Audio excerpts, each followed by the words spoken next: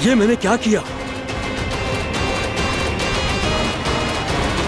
क्रोध के कारण दोनों ने एक दूसरे को श्राप दे दिया। पर दोनों ही मेरे भक्त हैं और भगवान होकर मैं अपने भक्तों को इतनी कठिनाई में कैसे देख सकता था। इसीलिए जिस संकट में उन दोनों ने अपने आप को फंसा लिया था, उसका समाधान करने में मैं उनके पास गया। देखिए ना प्रभु, ये क्या हो गया हमसे? हमारी रक्षा कीजिए प्रभु, मार्ग दिखाइए हमें। क्रोध पर नियंत्रण ना होने के कारण आप दोनों ने एक दूसरे को बहुत ही भीषण संकट में डाल दिया है। आप दोनों ही तपस्वी, तप के बल से दिए गए आपके श्राप को लौटाना भी संभव नहीं है।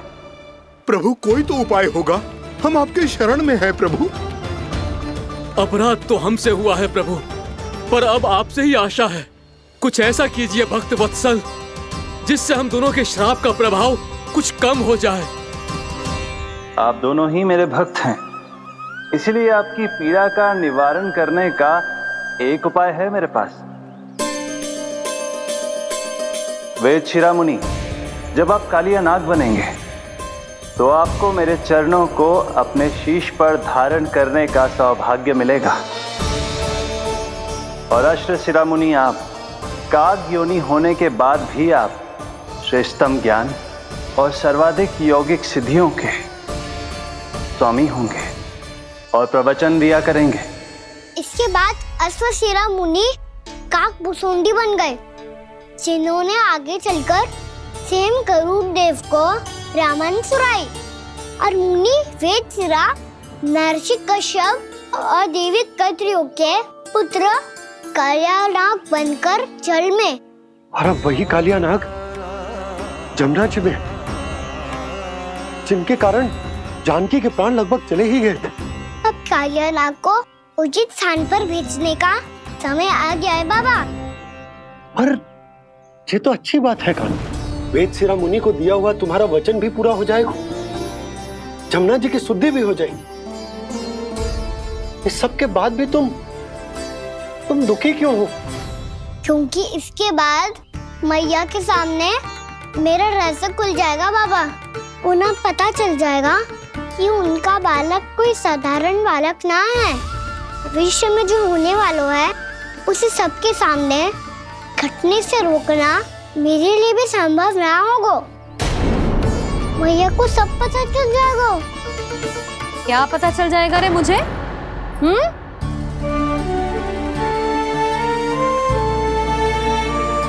यही कि सबसे अधिक प्रेम मैं आपसे ही करता हूँ। अब बस भी कर, चलो भोजन के लिए बुलाने आई थी तुम दोनों को। भूखा थोड़े ना रहने दूंगी अपने लल्ला को, मेरा लल्ला दुर्बल हो जाएगा ना। आप खिलाओगे तो ही खाऊंगा। हाँ ठीक है, मैं ही खिलाऊंगी। अब चल, आओ जी, चल।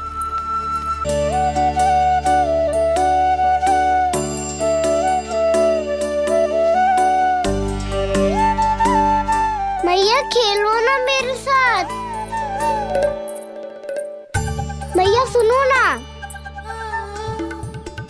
मेरी बात ना मानोगी? अभी बहुत कार्य पड़े लल्ला, देख जानकी को औषधि भी देने जानो है ना। औषधि मैं दे दूंगा, फिर तो खेलोगी ना आप मेरे साथ। पिछले कुछ दिनों से अपनी मैया का अधिक से अधिक प्रेम पाने का प्रयास करो है काना। इसका तो एक ही अर्थ हो सकता है कि कछु बहुत बड़ो होने वालों है। कान्हा रुक जा लल्ला। कान्हा क्यों तंग कर रहा है? मैया को पहन लेना। कान्हा, कान्हा, ये क्या करो तूने?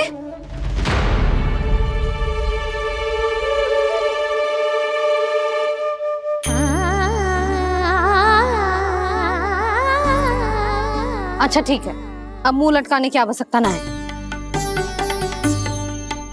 ये ले।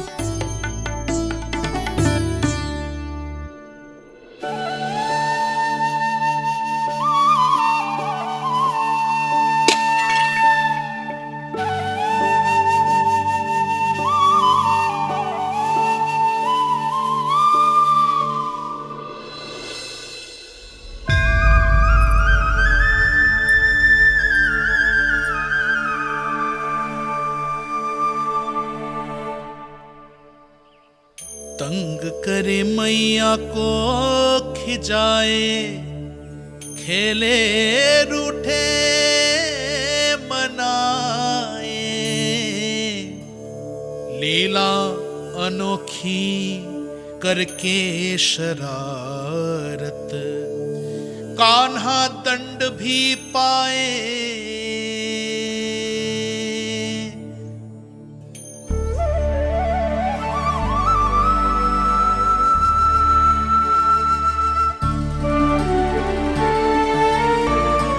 रूठना मनाना, खेलना खिलाना, पहले शरारत करके क्रोध दिलाना और फिर क्षमा मांग लेना, ये सब जानबूझकर कर रहे है कान्हा। जैसे जीवन भर के लिए अपनी मैया की ममता को अपने हृदय में समेट कर रखना चाहते हो। कैसे कैसे करूं उस कालिया से मित्रता, कैसे करूं उसका उपयोग?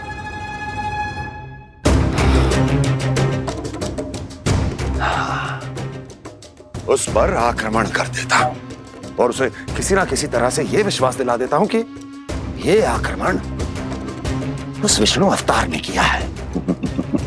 फिर वो क्रोध में आकर सारे वृंदावन वासियों को अपने विष से समाप्त कर देगा। उचित है, ये उचित है। नारायण हरि, नारायण हरि।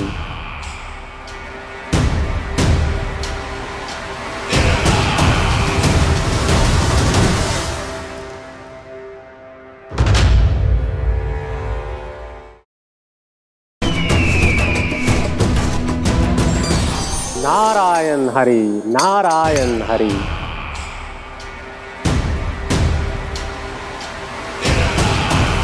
प्रणाम देवर्षि। किस योजना में कितना लाभ है और कितनी हानि, यह आंकलन करते करते थक गए होंगे मथुरा नरेश। देवर्षि, आज मेरा ध्यान कैसे आ गया आपको? आप तो सदैव ही मेरे ध्यान में रहते हैं महाराज कंस। सत्य तो यह है कि मथुरा में जो भी हो रहा है मुझसे छिपा हुआ नहीं है। मैं जानता हूं कि आप किसी भी असुर को वृंदावन क्यों ना भेजें, और वो असुर कितना भी शक्तिशाली क्यों ना हो, कृष्ण का सामना नहीं कर पाता। या तो पराजय स्वीकार करके आपके पास लौट आता है, या तो फिर वीर गति को प्राप्त हो जाता है।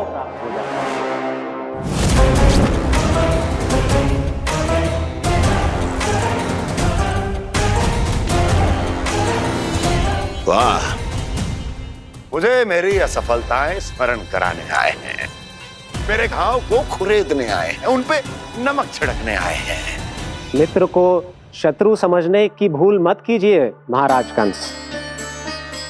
मैं तो आपकी सहायता करने आया हूं। हाँ, और मेरी सहायता। कृष्ण विष्णु अवतार है, आप विष्णु के भक्त हैं। मैं हूं विष्णु द्रोही, फिर भी तो आपके आराध्य को हानि पहुंचाना चाहता है, उसकी सहायता करना चाहते हैं आप। क्या आप निश्चित रूप से कह सकते हैं कि आप ब्रह्मांड के सभी नियमों को अच्छी तरह समझते हैं? अवश्य। आपके लिए बस इतना ही जानना पर्याप्त होगा कि मैं जो कुछ भी कर रहा हूं उसके लिए मेरे व्यक्तिगत कारण हैं। मैं तो बस आपके हित में पिछली बार की तरह एक सुझाव लेके आया था, पर यदि आप मेरा सुझाव सुनना भी नहीं चाहते तो आपकी इच्छा। नारायण हरि, नारायण हरि। कारण चाहे जो हो, इनके पिछले सुझाव के कारण ही आज मेरे शत्रुओं की संख्या कम है। अन्यथा मैं देवकी के अन्य पुत्रों को भी जीवित छोड़ देता, और आज वो सब अपने भाई के साथ मिलकर उसकी शक्ति को अनेक गुना बढ़ा देते। ठहरिए देवर्षि।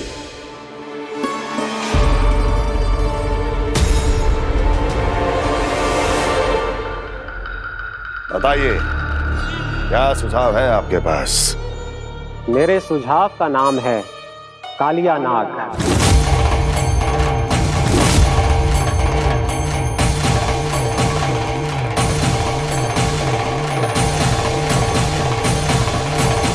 उसके विषय में मैं जानता हूं देवर्षि। तो समस्या यह है कि मैं स्वयं उससे मिलने नहीं जा सकता, उससे भेंट नहीं कर सकता, उस कृष्ण की हत्या के लिए उसको वृंदावन जाने के लिए तैयार नहीं कर सकता। तो मत जाइए उसके सामने और ना उसे भेजिए कृष्ण के सामने। हर बार आप किसी ना किसी असुर को अपने शत्रु के क्षेत्र में भेजते हैं, जहां शत्रु उसका सामना करने के लिए पूरी तरह से तैयार होता है और आपका असुर मारा जाता है। इस बार शत्रु को युद्ध स्थल चुनने का अवसर मत दीजिए महाराज। इस बार योजना का जाल ऐसे बुनिए कि कृष्ण स्वयं उसके पास जाने के लिए विवश हो जाए। कालियानाग स्वयं काल है, मृत्यु का दूसरा नाम है। उसके विष का उपयोग अपने लाभ के लिए कीजिए महाराज। वैसे कालिया के विष की अधिकता का अनुमान तो होगा ही आपको।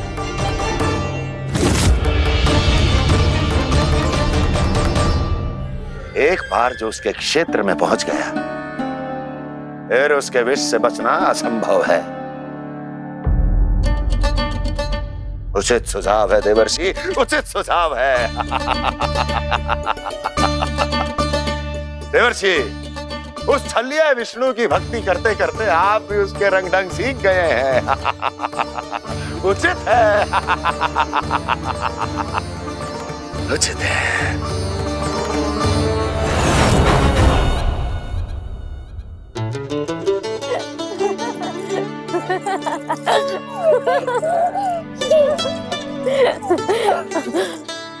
बस बस, बहुत आनंद ले लियो लल्ला। बस अब दूध पी ले। ठहर ठहर, गर्म है। जी ले पी।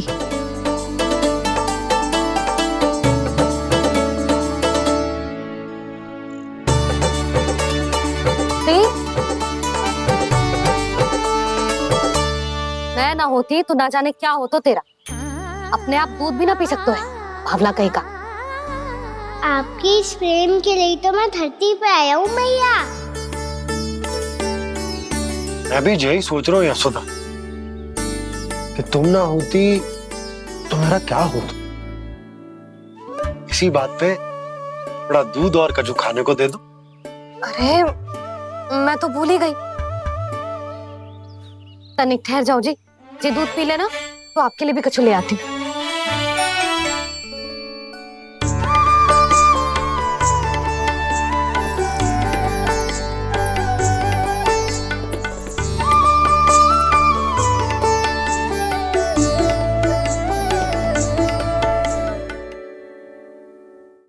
प्रणाम महाराज। आपकी आज्ञा के अनुसार बिल्कुल वैसा ही पत्र तैयार किया है जैसा आप चाहते थे।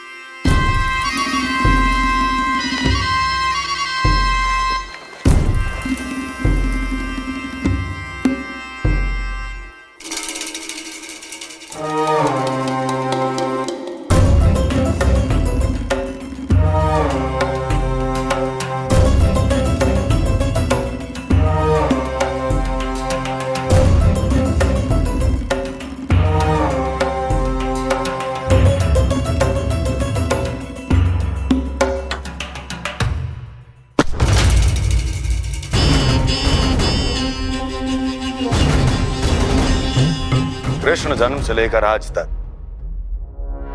ये मेरी सबसे महत्वपूर्ण योजना है। इसका सफल होना निश्चित है दूत, किंतु केवल वही करना जैसा मैंने कहा है। जाओ।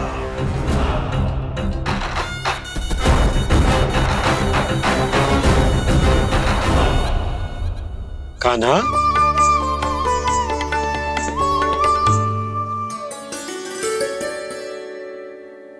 क्या होगा? बाबा मैं चाहता हूँ कि मैया की स्वमता क्रिस्टल फ्रेम की वर्षा मुझ पे सरते ऐसे होते रहे। वो तो होती रहेगी लल्ला। अपने लल्ला के लिए किसी मैया का प्रेम कभी कम हो सकता है भला? नंदराज, वो मथुरा से एक दूत आयो है महाराज कंस का राजपत्र लेके।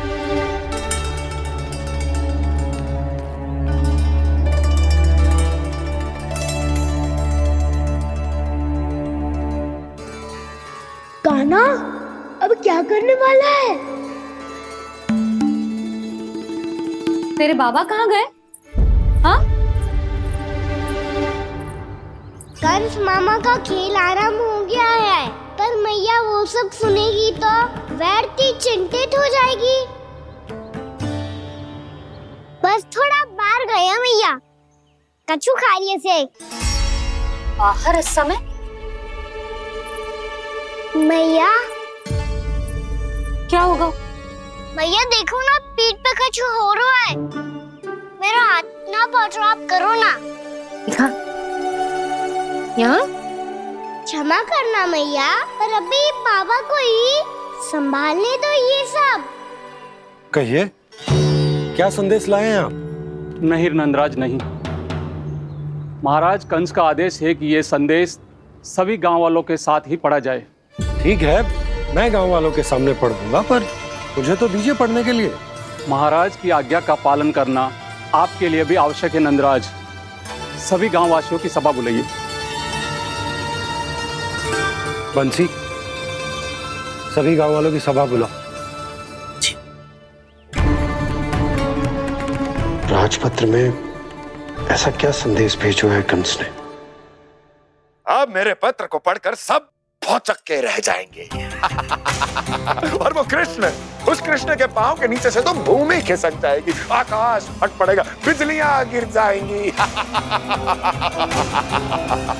प्राप्ति, ओ प्राप्ति, कंस का पत्र। स्वयं को बहुत अधिक शक्तिशाली समझता है ना वो।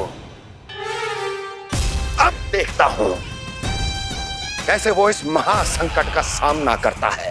वो कृष्ण, वो अपनी मृत्यु स्वयं चुनेगा या मृत्यु की वेदी पर चढ़ा देगा प्रिय वृंदावन वासियों को।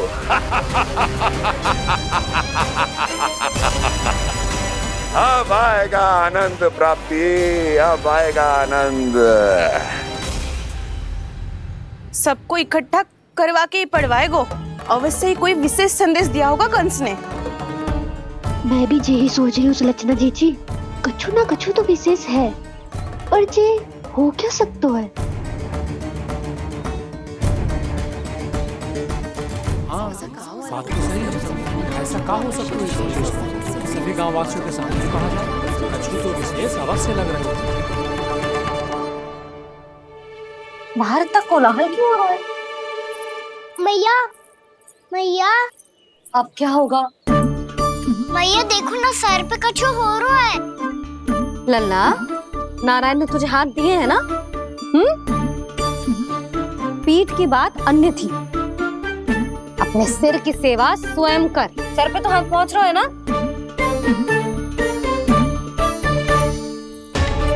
मैया सुनो ना, मैया देखो ना, तीव्र कर कछु हो रहा है। मैया देखो ना, तीव्र कछु हो रहा है।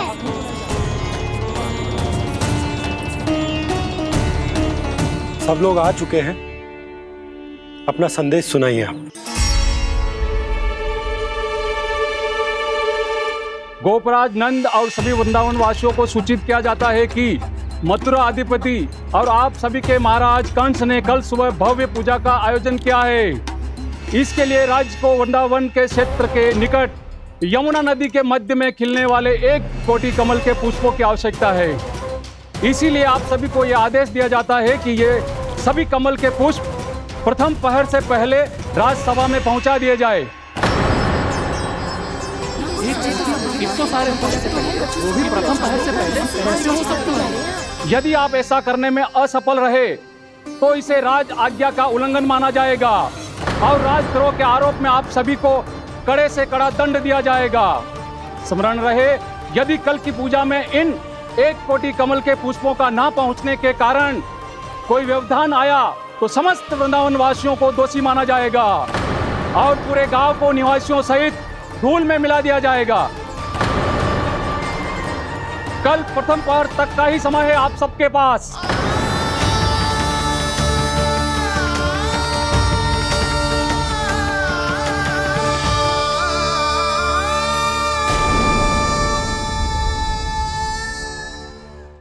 कमल पुष्प, वो भी कल प्रथम प्रहर में? ऐसे कैसे संभव है? और कोई साधारण पुष्प ना, यमुना नदी के मध्य खिलने वाले विशेष कमल के फूल चाहिए उन्हें। लेकिन यमुना नदी में तो कालिया नाग ने विष घोल के रखा है, तो फिर कैसे हो पाएगा? यह संभव है। हमारी मृत्यु का संदेश भेजा राजा कंस ने। सदैव की भांति इस समस्या पर भी गांव के बड़े ही विचार करेंगे। बालकों का यहाँ होना उचित ना है।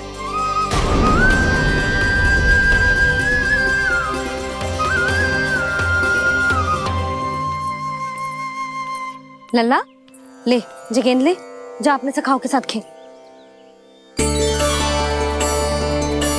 सुबह उज्जवल, मधुमंगल वसंता, देखो मैया ने क्या दिया है। चलो खेले, बहुत आनंद आएगा आज।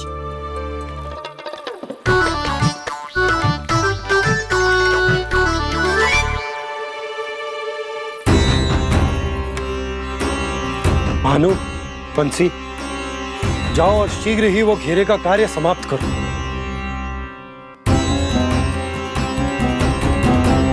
पर कछु ना कछु तो करना पड़ेगा ना। पर हम कर ही क्या सकते हैं? पुष्प लाने को और कोई उपाय है भी तो ना। मैं चला जाऊंगा जमुना जी में। वैसे भी मेरे जीवन के कितने दिन शेष बचे हैं। गांव के लिए, समाज के लिए कुछ करके मरूं, तभी तो शांति मिलेगी। ना काका, यदि आप उस विषैले जल में छलांग लगा भी दोगे, किंतु 1 कोटि कमल पुष्प एकत्रित कर पाना आपके लिए संभव ना है। इससे अच्छा है कि मैं चला जाऊं। यदि मैं मर भी गया तो मेरे पीछे रोने वाला कोई ना है। किसी को कहीं जाने की आवश्यकता ना है। गोप नरेश होने के नाते ये मेरा कर्तव्य है कि मैं आप सबकी रक्षा करूं। नंदराज, आपको जाना है तो जाओ। हरिया, काका, भैया सब चले जाओ। लेकिन आपको पता है वहाँ का जल कितना विषैला है। आप लोग एक क्षण भी जीवित नहीं रह पाओगे। फिर कैसे इकट्ठा करेंगे 1 कोटि कमल पुष्प? आप बात तो सही कह रही हैं शांति। उस दुष्ट कंस ने ऐसी मांग रख के हम सबको फंसा दिया। हम में से कोई भी क्यों ना चला जाए और इस संकट का समाधान ना निकले को। कान्हा, बताना कौन सा खेल खेलें?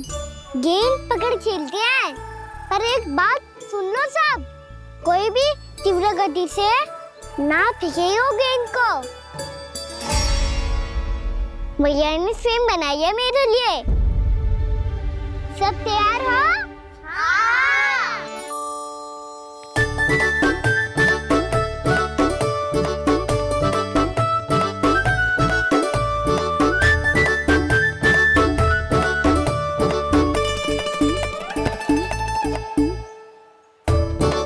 मुझे दो, मुझे दो।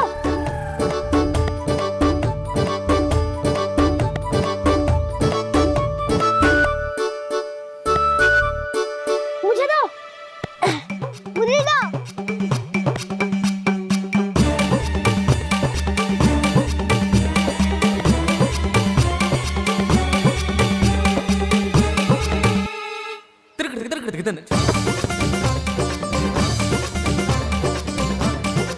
कान्हा, इतनी धीरे से फेंकेगो तो कैसे आनंद आएगो? थोड़ा बल लगा के फेंक। हाँ कान्हा, हम अभी बड़े हो गए हैं, तू अब भी छोटे बालकों की तरह फेंक रहा है।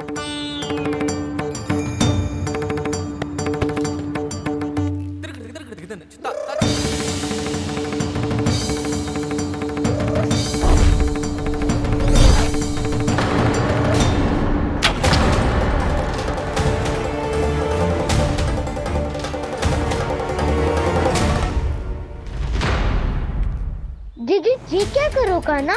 गेंद तो डूब गई।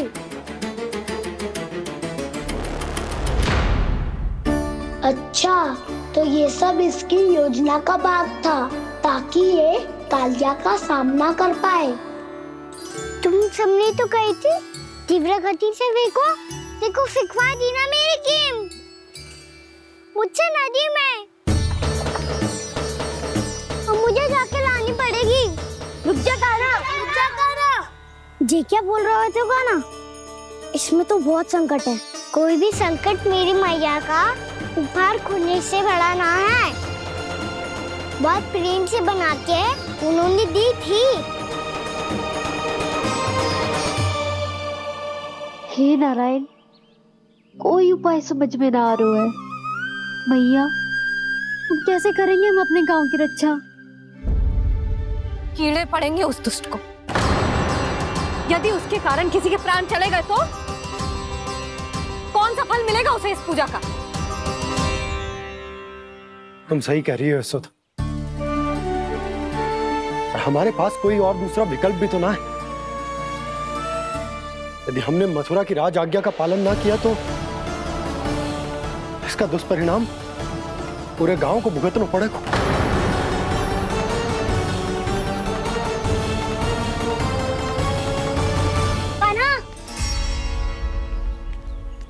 तुम्हें पता है कि तू भगवान है, दिव्य है, बहुत शक्ति है तुझमें, पर फिर भी हम तुझे विषैले जल में ना जाने दे सकते। कुछ होगा तो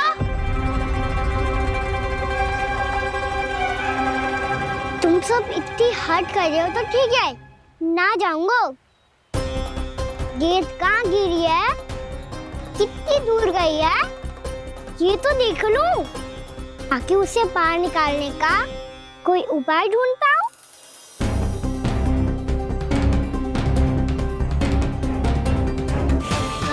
हाँ।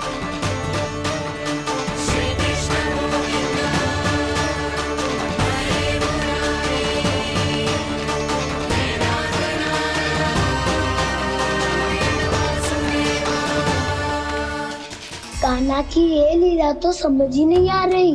पहले इसने देवश्री नारद को मथुरा जाकर कंस को भड़काने के लिए कहा, फिर स्वयं ही दुखी भी हो गया कि अब इसका रहस्य सबके सामने खुल जाएगा। और अभी स्वयं में तो इसने कहा था कि गेंद बहुत महत्वपूर्ण है, फिर स्वयं ही उसे नदी के विषैले जल में फेंक दिया।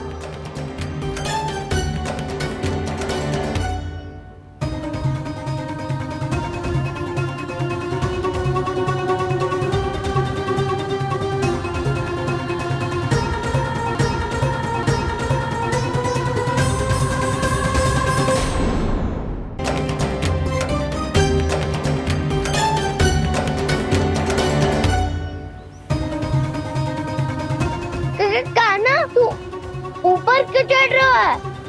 अरे ऊंचाई से देखूंगा तभी तो गेंद दिखेगी।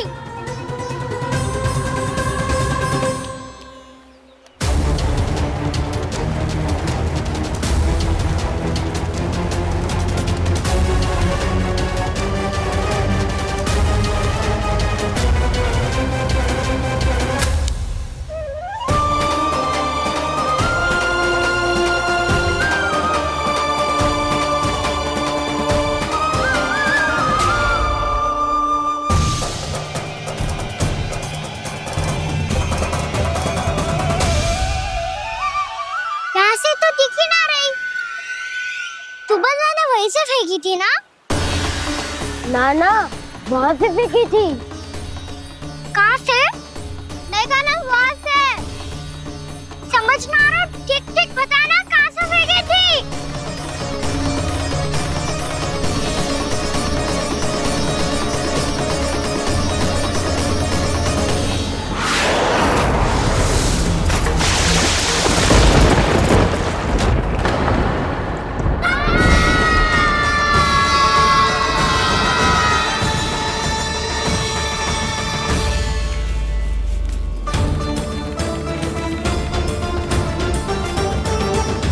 कालिया नाग के क्षेत्र में जाकर कोई भी जीवित वापस ना लौट सको।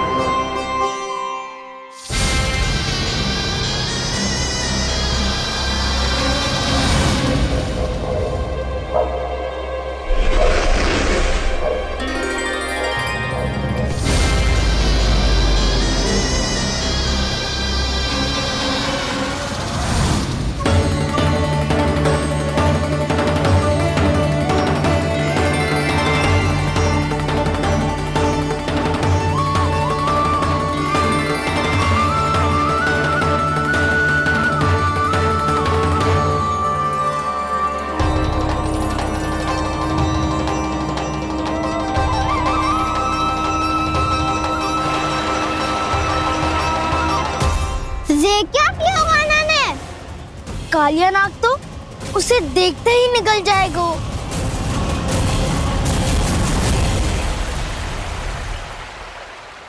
तो आरंभ से अब तक सब कुछ उसकी लीला का ही भाग था।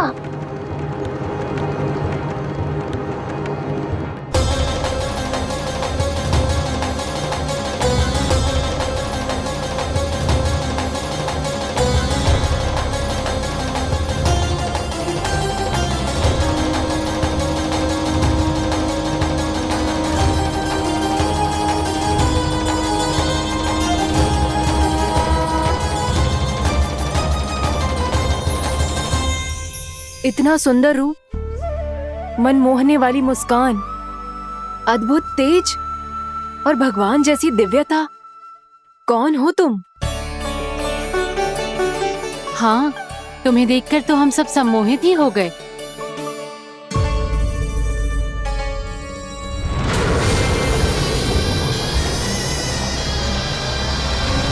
तुम जो भी हो बालक, वापस लौट जाओ। हमारा हृदय तुम्हें ही देखते रहना चाहता है, किंतु यदि हमारे पति जाग गए तो तुम्हें अवश्य हानि पहुंचाएंगे। ये बहुत विषैले है बालक, कालकोट जैसे भयानक। इनके विष से तुम नहीं बच सकोगे। नंदराज, कालिया नाग के विष का प्रभाव बढ़ते ही जा रहा है। पहले 8 कोस तक उसके विष का प्रभाव था, अब तो 1 योजन से अधिक क्षेत्र में फैलो है। जल पीने के प्रयास से अनेक पशु मारे गए हैं और नदी के निकट के वृक्ष और वनस्पति सब नष्ट होने लगे।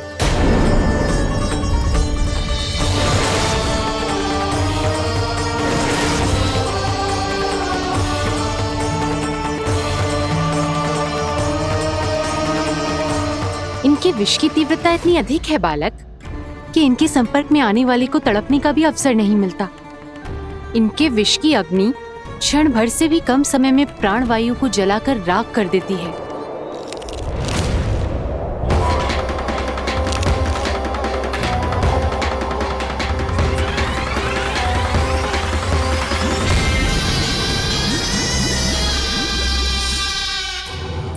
तब तो समस्या और भी गंभीर हो जाएगी। मैंने तो सुनो है कि कालिया नाग कम से कम 2 योजन लंबा है, सैकड़ों फन है उसके।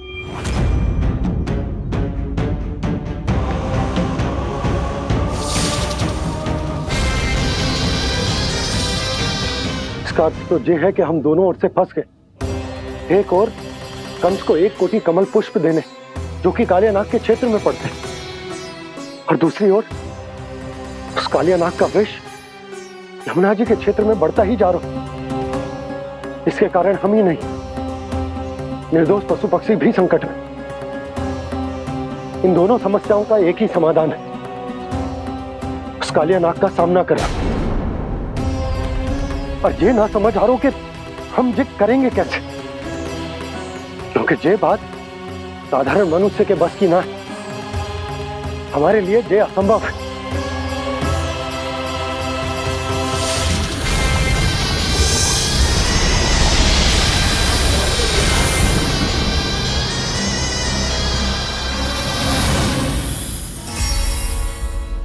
अब तो तुमने अपनी आंखों से भी देख लिया बालक, ये कितने विषैले हैं। नींद में भी विष उगलते हैं। इससे पहले कि तुम्हें कुछ हो जाए, चले जाओ यहाँ से, मान लो हमारी बात। आप सब मुझे जानती भी नहीं और फिर भी मेरी इतनी चिंता कर रही हैं आप। माँ की ममता भेदभाव नहीं जानती। तुम भी किसी के पुत्र हो और हम सब भी माँ हैं।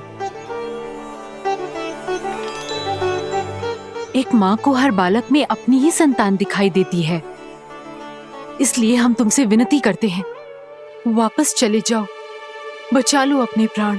मेरी चिंता मत कीजिए, मुझे कुछ नहीं होगा। होगा, अनर्थ होगा यदि ये उठ गए तो।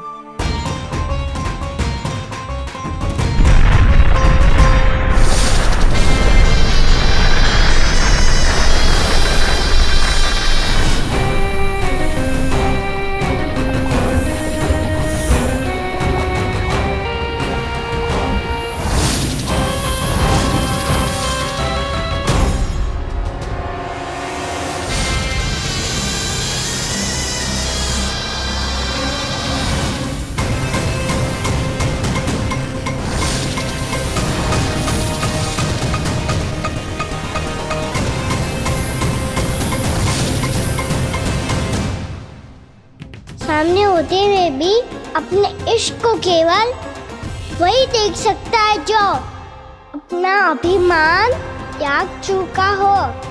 पर पूर्व जन्म में मेरा भक्त होने के नाते मेरा सत्य स्वरूप देख पाने में मुझे इसकी सहायता करनी चाहिए।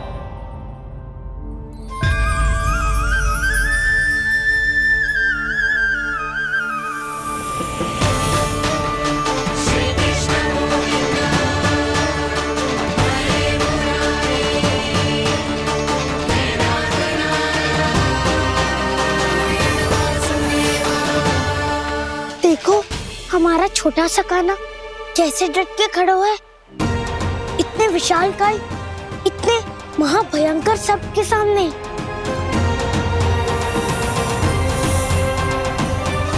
ये कोई भगवान नहीं है जो इसके सामने हाथ जोड़ रही हो तुम सब।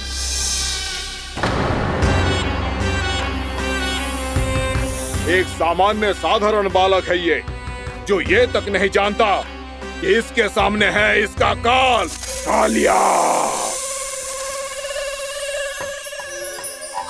तू कौन है बालक? मेरे इतने निकट आकर भी तू जीवित कैसे है? मेरी नहीं, अपनी चिंता करो कालिया। बहुत मनमानी कर ली तुमने। अब बस मैं तुम्हें रोकना हूँ। अब बस मैं तुम्हें रोकना हूँ। बित्ते भर का है तू, मेरे विष के बारे में जानता ही क्या है? और कहता है मुझे रोकने आया है। किससे? किससे रोकना चाहता है तू मुझे? मुझे क्रोध दिलाने की भूल मत कर बालक। अपनी फुंकार से ही तेरी इस मुस्कुराहट को अंतिम मुस्कुराहट बना सकता हूं मैं। शीघ्र बता, कौन है तू और किसने भेजा है तुझे? तुम्हें आवाज भी है कि अपनी पुकारों से तुम कितना विष भूल चुके हो। पवित्र यमुना नदी को कितना दूषित कर दिया तुमने। और यही नहीं, तुम्हारे कारण निकट के जीव जंतुओं, वृक्ष, वनस्पतियों सबको हानि पहुंच रही है। तो क्या? मुझे उससे क्या? मुझे है आपत्ति है मुझे तुम्हारे इस व्यवहार से, और इसीलिए तुम्हें यहाँ से जाना होगा।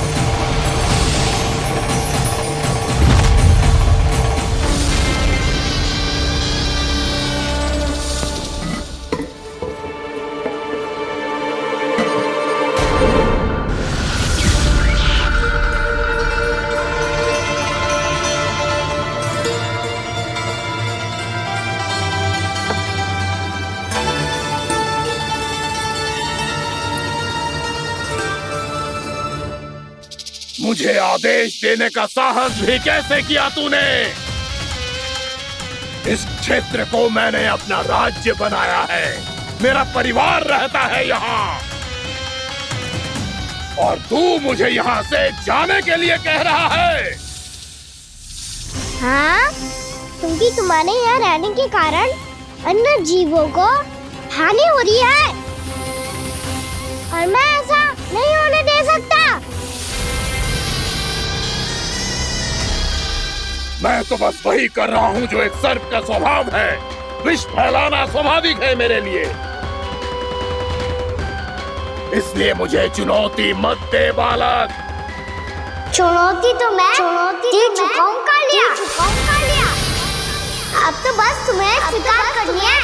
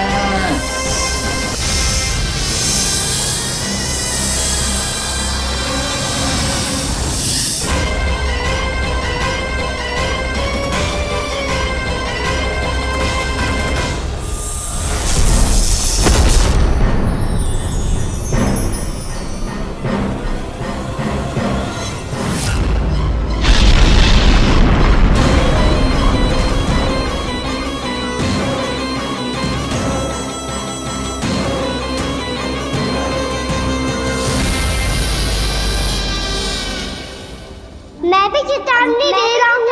यहाँ से चले जाओ। अपनी भूल को पहचानो कालिया। तुम जो कर रहे हो अनुचित है।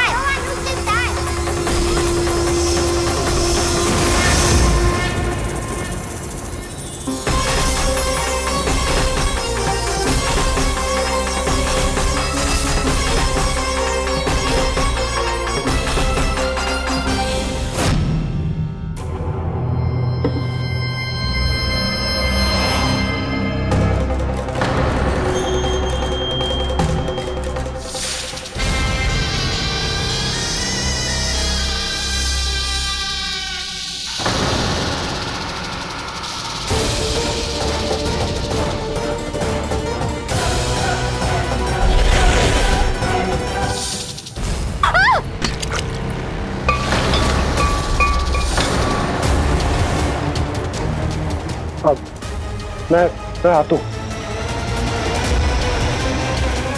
क्या हो गया सुधा?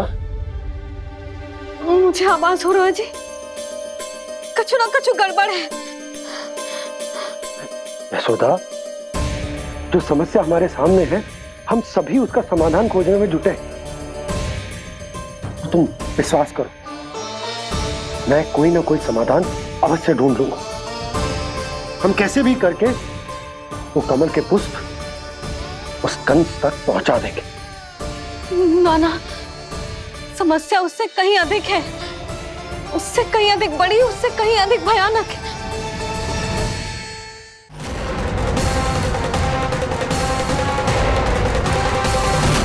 विस्की ये बूंद से ही सबके प्राण चले जाते हैं।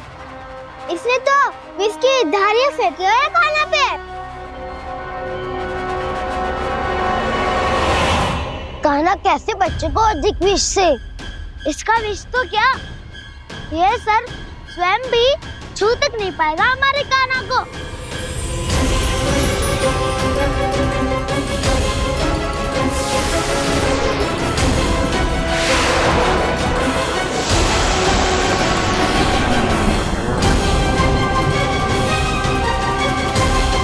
तुम्हारे सखा को, मेरे भाई को कोई हानि नहीं पहुंचा पाएगा। ये कान्हा का सत्य चाहे जो हो बलराम, पर अभी तो जो एक बालक ही है ना। देखो कैसे विष के कारण स्थिर हो गया है।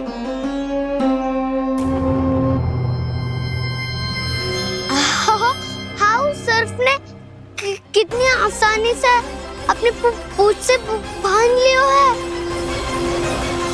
मुझे यहाँ से भगाना चाहता था ना तू? अब मैं तुझे दिखाऊंगा अपना सामर्थ्य। ये मूर्ख किसे बांधना चाहता है अपनी पूंछ में? उन्हें जिनका विस्तार सारे ब्रह्मांड में है, या उन्हें जो स्वयं अनंत है? पर देवराज, प्रभु ऐसा करने ही क्यों दे रहे हैं कालिया को? आप सब भूल रहे हैं देवगण, कालिया पूर्व जन्म में प्रभु का बहुत बड़ा भक्त था। उसी भक्ति का फल मिल रहा है अब इसे। वैसे भी भक्तों के मन का भाव सबल हो तो भगवान तो सहज ही बंध जाते हैं।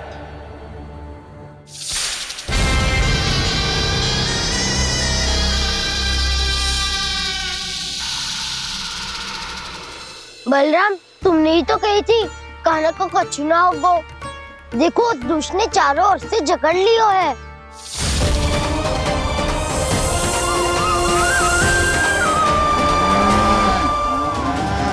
ये क्या कह रही हो तुम? जसोदा जी, क्या हुआ?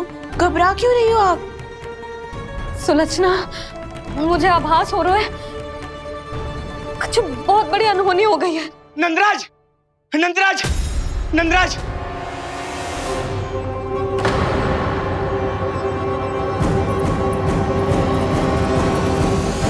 नंदराज, कान्हा ने जमदग्नि नदी में छलांग लगा दी है। कान्हा ने जमदग्नि नदी में छलांग लगा दी है। कान्हा ने जमदग्नि नदी में छलांग लगा दी है। कान्हा जमुना में कूद गया है। मुझे लगा था आज कछु गड़बड़ होने वाली है। मुझे आज कान्हा को ना जाने देना चाहिए था।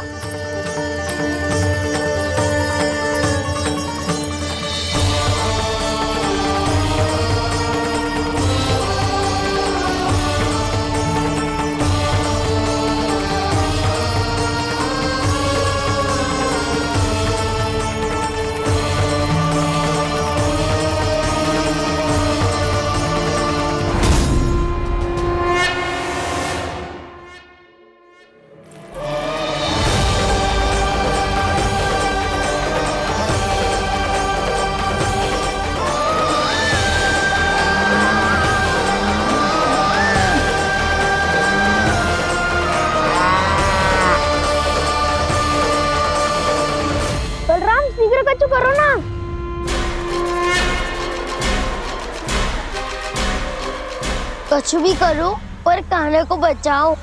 नाग बहुत भयंकर है, कान्हा अकेले ना संभाल पाएगा इसे।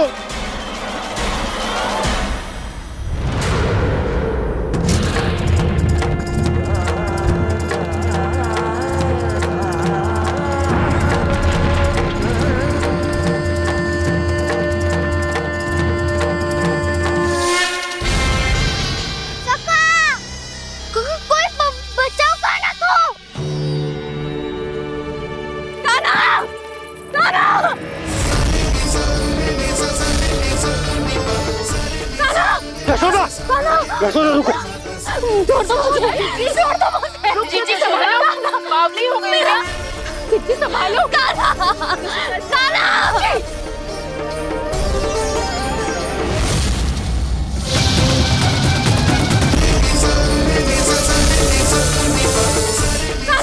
यशोदा, यशोदा रुको। छोड़ दो मुझे, प्लीज छोड़ दो मुझे। जीजी संभालो, बावली हो गई है। जीजी संभालो। कान्हा, कान्हा। देखो अब कैसे तुम्हारे अस्थियों को तोड़कर छोटे छोटे टुकड़ों में बदल दूंगा मैं।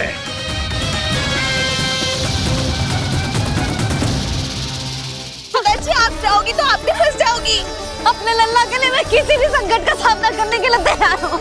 छोड़ो ना यशोदा, हमें कोई और उपाय खोजना पड़ेगा। कोई और उपाय? आप देख ना रही मेरा कान्हा किस दशा में है। कान्हा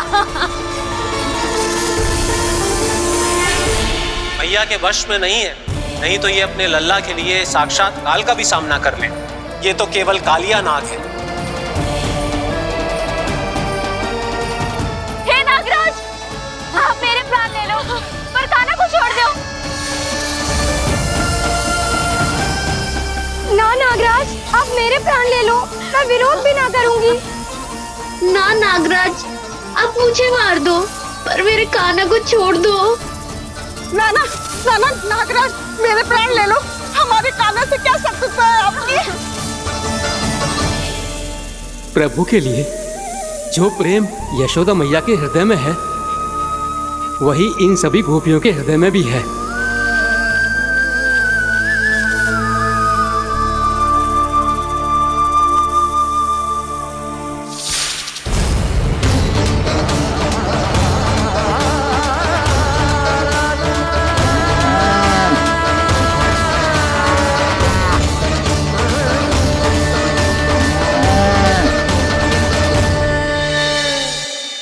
यशोदा, यशोदा,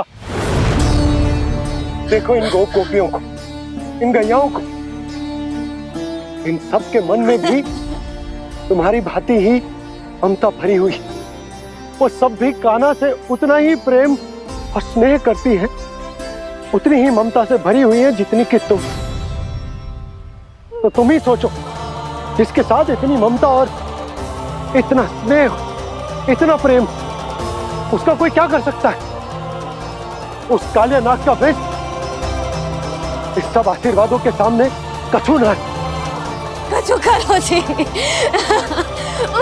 उसे बोलो वो मेरे प्राण ले ले, मेरे कान्हा को छोड़ दे। यशोदा,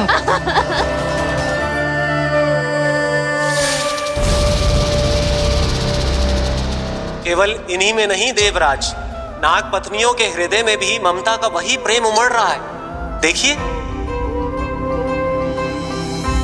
मैं आपके हाथ जोड़ती हूँ स्वामी, इस बालक को छोड़ दीजिए। ये अवश्य ही कोई दिव्य आत्मा है स्वामी।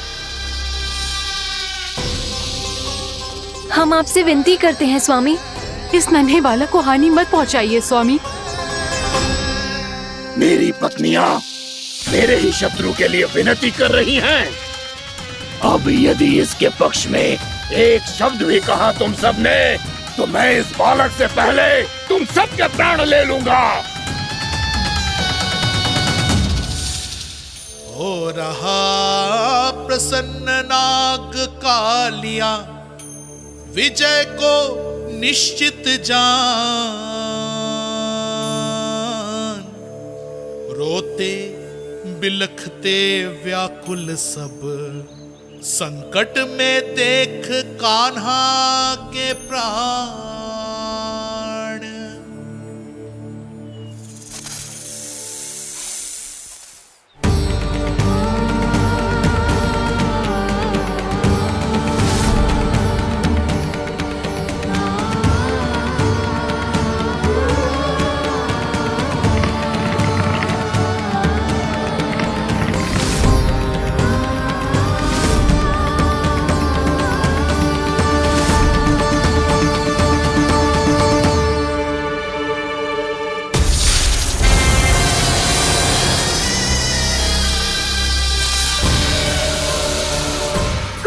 जी मेरे लल्ला को बचा लो, कोई तो कुछ करो। जीजी संभालो जीजी ना। यशोदा, यशोदा तुम शांत हो जाओ, मैं कान्हा को वापस लेकर आऊंगा, मैं रक्षा करूंगा उसकी। ना नंदराज, नंदराज नहीं, कम से कम आप तो समझो नंदराज, कालिया के पास आप जाओगे तो आप भी फंस जाओगे।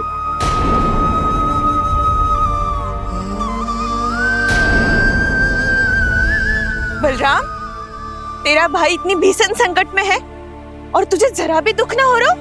क्या आप सब अब तक नहीं समझ पाए कि कान्हा सच में कौन है? छोटे बाबा, आप तो उसका सत्य जानते हैं ना?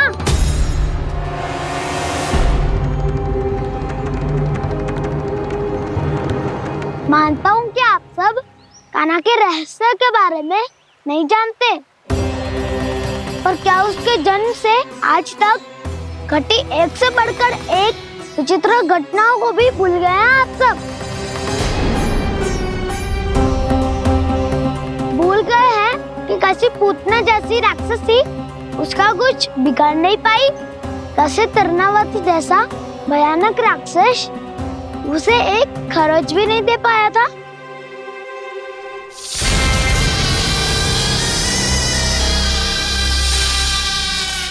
आप सबने अपनी आंखों से देखा था ना, बकासुर से कान्हा की रक्षा करने देवता स्वयं आए थे, पर सत्य तो ये है कि वो सभी देवता भी उस असुर के सामने असमर्थ हो गए थे। तब कान्हा ने बहुत ही आसानी से उस भयंकर असुर का वध किया था, एक ही बार में धराशायी कर दिया था उसे। तो आप सभी सोचिए, बार बार ऐसे असाधारण कार्य करने वाला बालक साधारण कैसे हो सकता है? अब तो आरंभ से ही सारा सत्य जानते हैं छोटे बाबा। रहस्य छुपाने में सदैव कान्हा की सहायता करते आए हैं आप, और आज आप स्वयं ही उसके सत्य को भूल रहे हैं।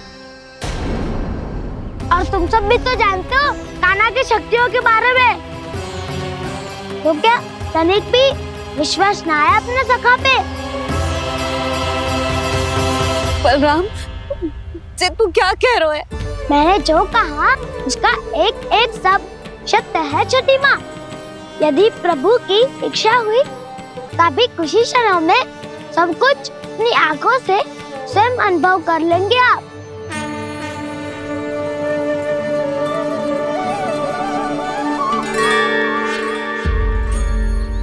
शांताकारं भुजगशयनं पद्मनाभं सुरेशं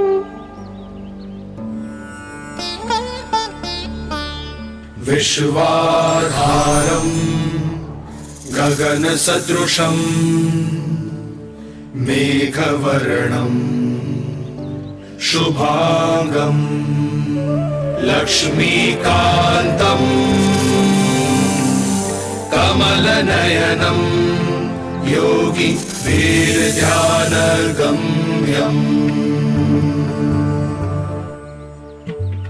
वन्दे विष्णुं भवभयहरं सर्वलोकैकनाथम्।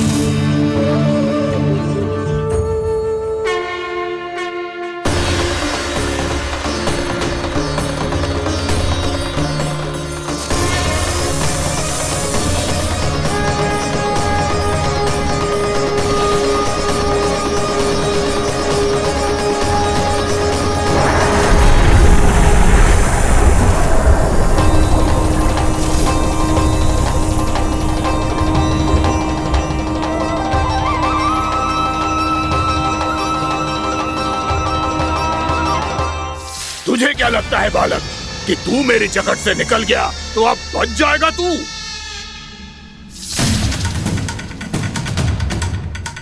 मेरे विष से अपनी प्राण रक्षा करने में सफल रहा, मेरी जगत से भी छूट गया, पर मेरे दंश से नहीं बच पाएगा।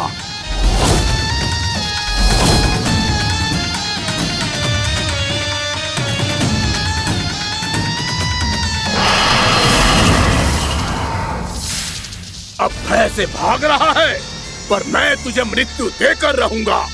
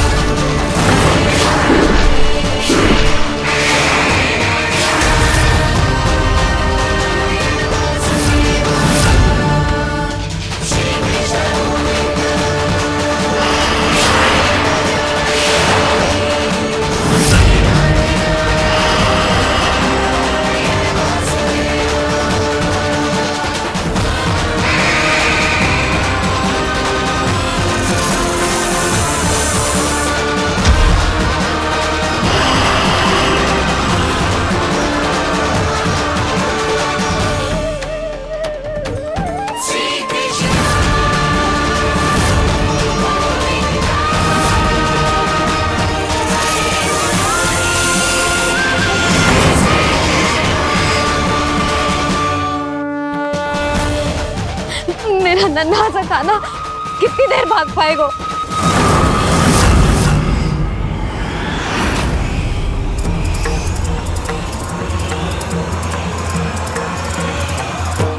और कितनी प्रतीक्षा करोगे मेरी भक्त कालिया?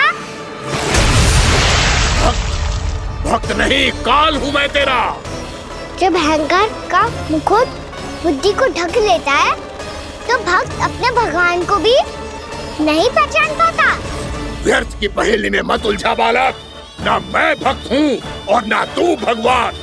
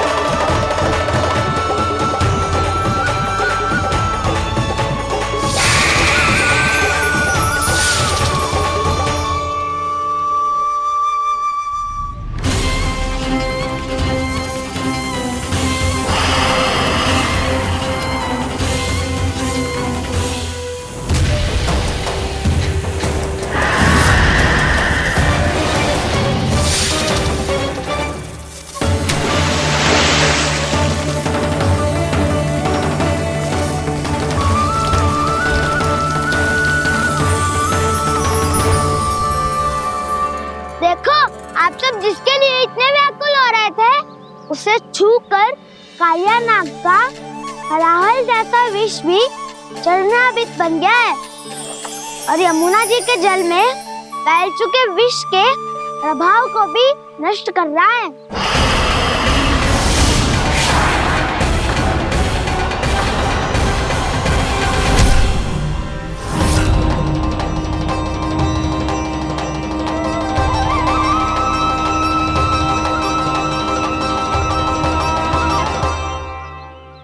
धर्म रक्षक अधर्म विनाशक प्रभु श्री कृष्ण का कौशल सचमुच आदित्य है। नारायण नारायण।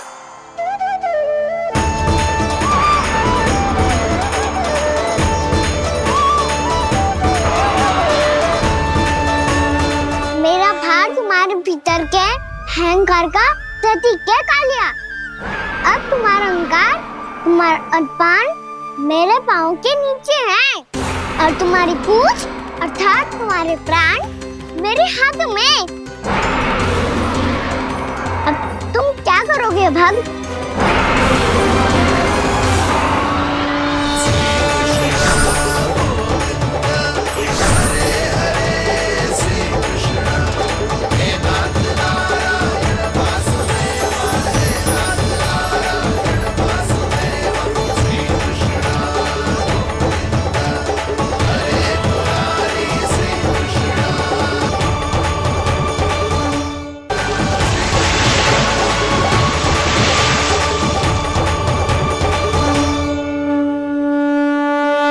प्रभु, भले ये आपको पहचानने में असमर्थ हो, पर हम सब ने आपको पहचान लिया है।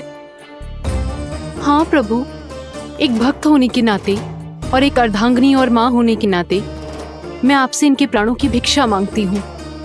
अपनी कृपा दिखाइए और इन्हें क्षमा कर दीजिए। आपके लिए मित्र और शत्रु में कोई अंतर नहीं प्रभु। उसी तरह आपकी कृपा और दंड में भी कोई अंतर नहीं। दोनों दया ही तो हैं, अकारण ही किसी को प्राप्त नहीं होती। हमें विश्वास है कि हमारे पति को मिला ये दंड कोई अभिशाप नहीं है, आपका वरदान है। ये सत्य है प्रभु कि इनसे बहुत से पाप हुए हैं। इनके विष से बहुत सारे जीव जंतु को हानि पहुंची है, पर अब आपके चरण इनके शीश पर पड़ गए हैं। ऐसी कृपा तो बड़े बड़े महान महात्माओं को भी दुर्लभ है, और इन्हें प्राप्त हुआ तो अवश्य ही ये किसी महान पुण्य का ही फल है। हे प्रभु, उन्हीं पुण्य कर्मों की शक्ति का आह्वान कर मैं आपसे विनती करती हूँ, इन्हें प्राण दान दीजिए। मैं अपने इस भक्त को क्षमा अवश्य करूँगी देवियों, यदि ये अपने अहंकार को त्याग कर मुझे पहचान ले तो।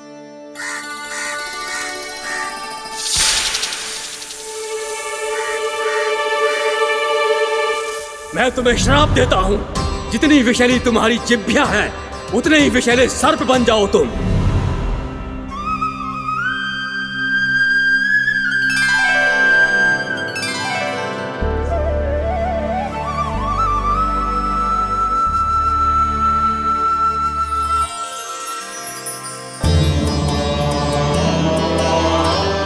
नारायण, मुझे क्षमा कीजिए नारायण। मैं तो आपका परम भक्त था, किंतु मैं आपको पहचान नहीं सका। इसका दंड तो मुझे मिलना ही था, किंतु मैं अब प्रायश्चित करना चाहता हूं। इसके लिए यदि आप मेरे प्राण भी ले लेंगे तो भी मुझे कोई दुख नहीं होगा। मैं अपना जीवन, मृत्यु और अपना अस्तित्व सब कुछ आपको समर्पित करता हूं। मैं तुम्हारे क्रोध के कारण श्राप मिला, जिसे विशाल सर्प के रूप में तुम्हारा जन्म हुआ, और सर्प का तो स्वभाव है विष फैलाना। इसीलिए तुम्हें दंड नहीं दूंगा मैं। सिर्फ सभी अपराधों का पश्चाताप कर लिया, इसीलिए मैं तुम्हें क्षमा करता हूँ कालिया।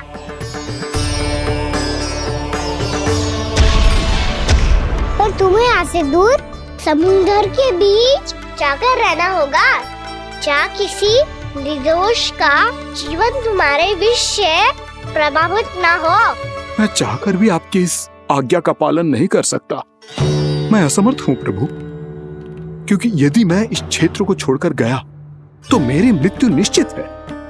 आपसे क्या छुपा है प्रभु? आप तो जानते हैं कि सर्प जाति और आपके वाहन गरुड़ के बीच अनंत शत्रुता चल रही है, जिसका प्रारंभ नागों के द्वीप नागालय से हुआ था।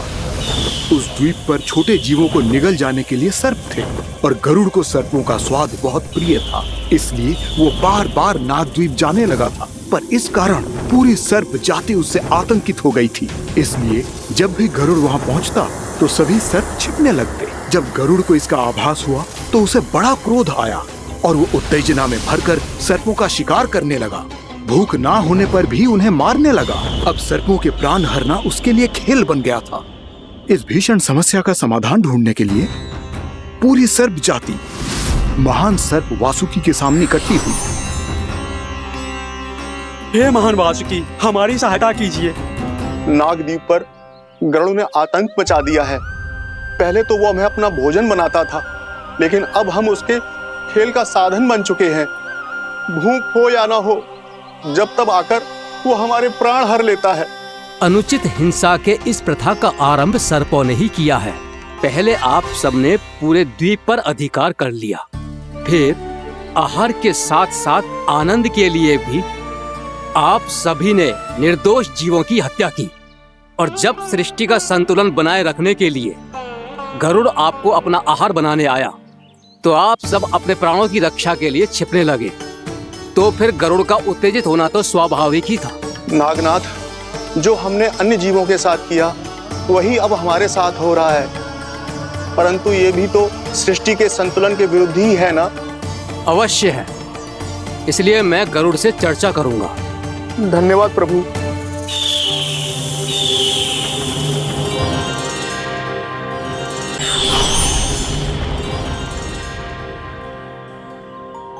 श्री नारायण के वाहन पक्षीराज गरुड़, मैं संपूर्ण सर्प जाति की ओर से आपसे एक निवेदन करने आया हूँ। कहिए, क्या कहना चाहते हैं आप? हे पक्षीराज, यदि आप हम पर ऐसे ही आक्रमण करते रहे तो शीघ्र ही हमारी प्रजाति समाप्त हो जाएगी। इसीलिए हमारी आपसे विनती है, यदि आप उचित समझें तो सर्पों के किसी एक घर से हम आपको एक सर्प प्रतिदिन अर्पित करेंगे। आप उसको आहार बनाइए और अन्य सर्पों को जीवित रहने का अधिकार दीजिए। मुझे स्वीकार है।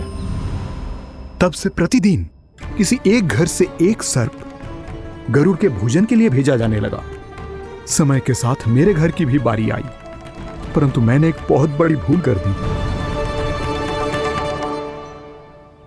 समय आ गया है स्वामी, आज गरुड़ के आहार के लिए इसे चुना गया है। कौन है यह गरुड़ और क्यों दूं मैं इसे कोई भेंट? स्वामी, सभी सर्प राज्यों और गरुड़ के बीच में यही समझौता हुआ है, हमें इसका सम्मान करना ही होगा। मैंने कोई समझौता नहीं किया, मैंने कोई वचन नहीं दिया और ना ही मैं किसी गरुड़ से भयभीत होता हूँ। यदि इस राज्य में किसी को सर्पों को अपना आहार बनाने का अधिकार है तो वो केवल मुझे है। अब से गरुड़ को दी जाने वाली हर भेंट मुझे दी जाएगी, महाविषधारी महान नागराज कालिया को। यह और कुछ नहीं, मेरा अभिमान था प्रभु, और यह मेरे इस जन्म की सबसे बड़ी भूल थी, क्योंकि फिर जब गरुड़ को इस बारे में पता चला तो। कालिया, अभिमान में आकर तूने अपने काल को ललकारा है। जिस कालिया के नाम में ही काल छिपा है, तू उसे ललकारने का दुस्साहस कर रहा है गरुड़। स्वयं को भगवान विष्णु का वाहन कहता है, तो वाहन का ही कर्म कर। स्मरण रख, इस धरती के सर्वश्रेष्ठ योद्धाओं के लिए भी मैं मृत्यु का दूत हूँ। विनाश काले विपरीत बुद्धि। तुझ जैसे मूर्ख सदा इस युक्ति को सार्थक करते आए हैं। अपने विनाश को आमंत्रण किया है तो अब भोग।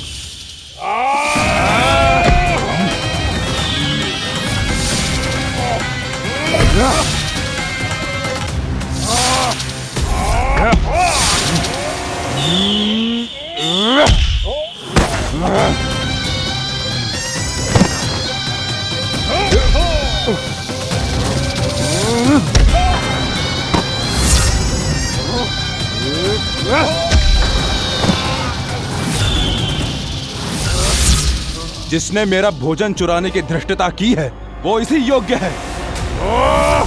तू मुझे जानता नहीं है गरुड़, मैं महाविषधारी नाग कालिया हूँ। तेरा इतना दुस्साहस कि तूने मुझ पर चरण से प्रहार किया। वाह!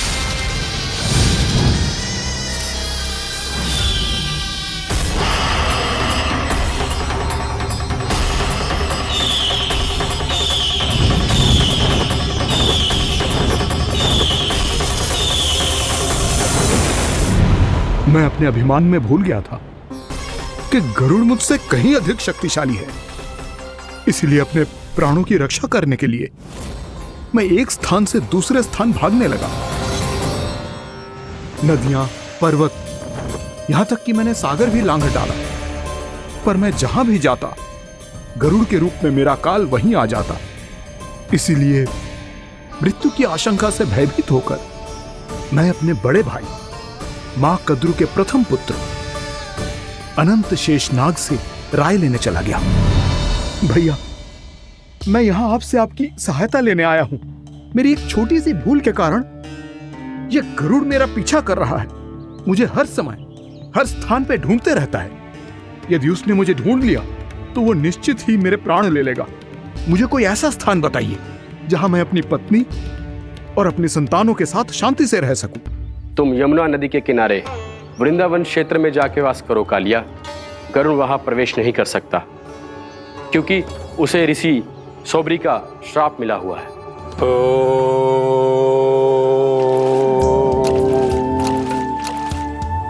ध्यान और तपस्या का नित्य कर्म करते हुए ऋषि के मन में मछलियों के प्रति प्रेम भाव इतना बढ़ गया कि वो भूल गए सभी जीव खाद्य श्रृंखला का भाग होते हैं, और मछलियां भी इस नियम की अपवाद नहीं है।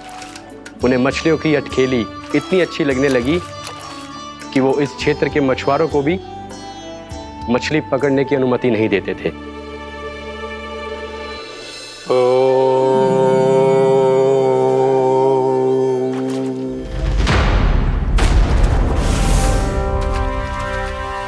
उस दिन वो उस पक्षी को नहीं रोक पाए, पर तब से सावधान रहने लगे। यहां तक कि अपने साधना से भी अधिक ध्यान वो पक्षियों पर केंद्रित करने लगे। ठहरो! इसी क्षण अपनी चोंच में पकड़ी इस मछली को छोड़ दो। तुम्हें इन मछलियों का आहार नहीं करना चाहिए पक्षीराज। ये तो खाद्य श्रृंखला का नियम है ऋषिवर। यदि मैं इनका आहार नहीं करूंगा तो कोई और पक्षी कर लेगा। मैं अपने आनंद या प्रतिशोध के लिए इनके प्राण नहीं ले रहा। ये तो बस मेरा भोजन है। पर यह मेरा तपस्या स्थल है। तुम यहाँ शिकार करके मेरी साधना में विघ्न नहीं डाल सकते पक्षीराज। यदि आपकी यही इच्छा है तो मैं आज के बाद यहाँ नहीं आऊंगा।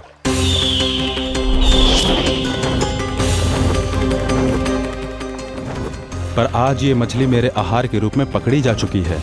मैं वचन देता हूँ ऋषिवर, इस स्थान पर यह मेरा अंतिम शिकार होगा।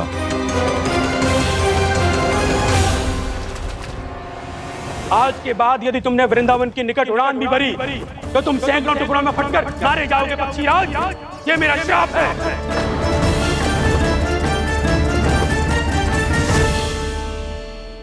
और इसीलिए भैया शेषनाग के सुझाव के अनुसार मैं यहां आ गया। पर अब यदि मैं कहीं और जाऊंगा तो मेरे प्राण नहीं बचेंगे प्रभु। निश्चिंत रहो कालिया, अब से गरुड़ तुम्हें कोई हानि नहीं पहुंचाएगा। अब तुम्हारे फनों पर मेरी पक्षिंग बन गए कालिया, इसीलिए अब से तुम्हें गरुड़ से कोई भय नहीं होगा। निश्चिंत होकर अपने परिवार के साथ गहरे समुद्र में चले जाओ और सुख से शांति से निवास करो। पर ध्यान रहे निर्दोष जीवों को हानि ना पहुंचे। आपने मुझे जीवन दान दे दिया प्रभु, इस उपकार से मैं कृतज्ञ हूँ प्रभु। आदेश दीजिए, मैं आपकी सेवा कैसे करूं? तुम्हारे जल क्षेत्र से 1 कोटि कमल पुष्पों को लेने की अनुमति दे दो कालिया। यह मेरी सेवा होगी प्रभु। ये तो मेरा सौभाग्य होगा।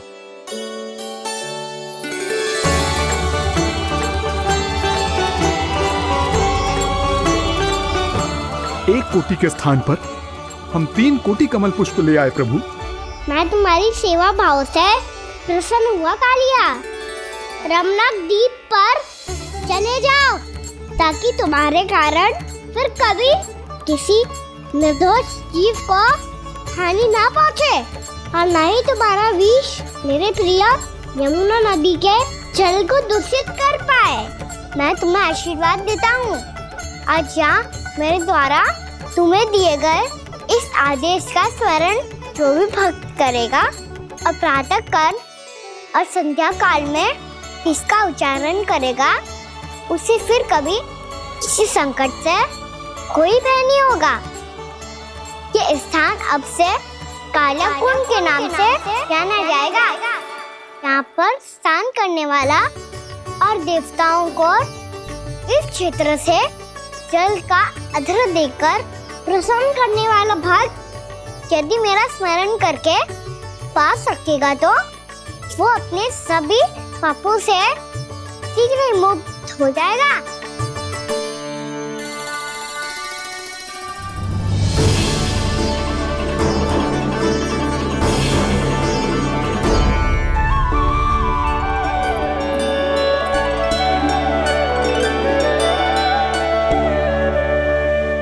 कौन है जी भगवान जिसने अभी अभी कालिया जैसे विशाल विस्तर का सामना किया?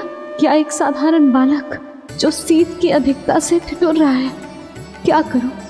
मैं लल्ला को ममता के आंचल में छुपा लूं या भक्त बनकर प्रभु की लीला देखती रहूं? क्या करूं मैं? कितना ठंडा था जल, बहुत सर्दी लग रही है। सर्दी से तड़पते हुए कैसे देखूं इसे? अभी जाके अपने पल्लू से सुखाती हूँ। हृदय से लगा के स्नेह की आंच दूंगी तो सर्दी पल भर में छूमंतर हो जाएगी।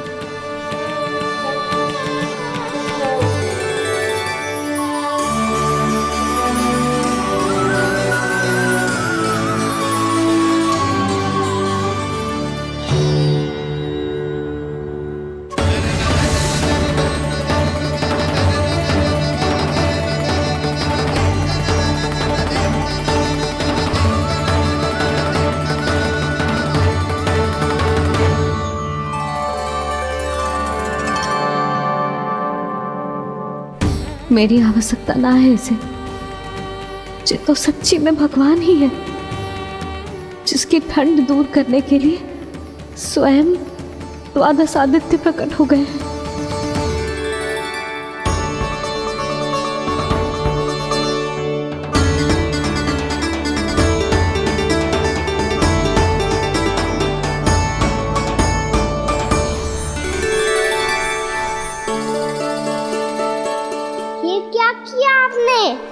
मैया मुझे अपने हृदय से लगाने वाली थी कि आप सब प्रकट हो गए। क्षमा कीजिए प्रभु, पर आपको भीगा हुआ देखकर, ठंड से ठिठुरता हुआ देखकर हमसे रहा नहीं गया। हम अपने वश में नहीं थे प्रभु। भक्ति से भावुक होकर हम प्रकट होने पर विवश हो गए थे। हमारी किरणें जैसे स्वयं ही फूट पड़ी और दौड़ पड़ी आपको सुखाने के लिए।